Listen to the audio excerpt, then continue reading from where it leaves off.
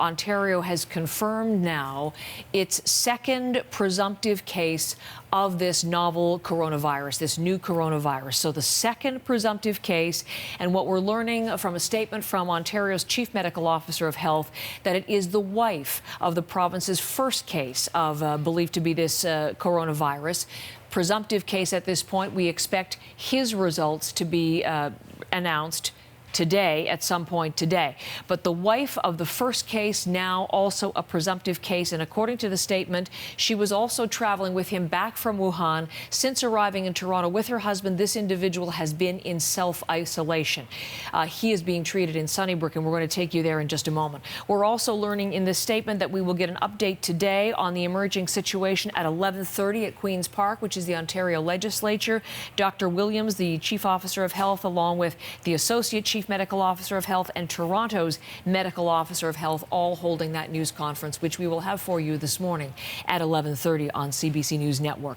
So let me bring in Megan Fitzpatrick there, because she is covering this coronavirus as it affects Canada, particularly now, and specifically now as it affects Toronto. That is where the first presumptive case is receiving treatment.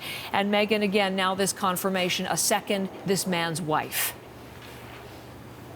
Yep, and so what we know of the first patient, Heather, is that he remains here at Sunnybrook Hospital in stable condition. He's been here since Thursday, and this comes after his arrival here back in Toronto. He had been in Wuhan and traveled from there to Guangzhou, China, and then from Guangzhou to Toronto's Pearson Airport on January 22nd on a China Southern Airlines flight.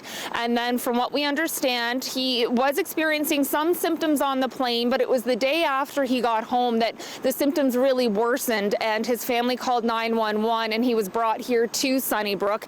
Now, health officials saying all the proper protocols, procedures were followed, that the paramedics were wearing protective gear upon the patient's arrival here at Sunnybrook. They were prepared as well.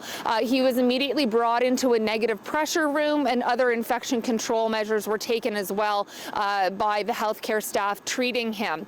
And again, as you mentioned, Heather, this is still being called a presumptive case because the test results that were done here in Ontario to confirm the coronavirus have not yet been confirmed by the National Microbiology Lab in Winnipeg, which could come today. Meanwhile, we know that public health officials are working on getting in touch with people on the plane, people that were sitting in the immediate proximity of the man within about 2 meters. But given this development that his wife was also traveling with him and it is now the second case, depending on where she was sitting on the plane, presumably health officials would be getting in touch with people sitting around her as well, Heather.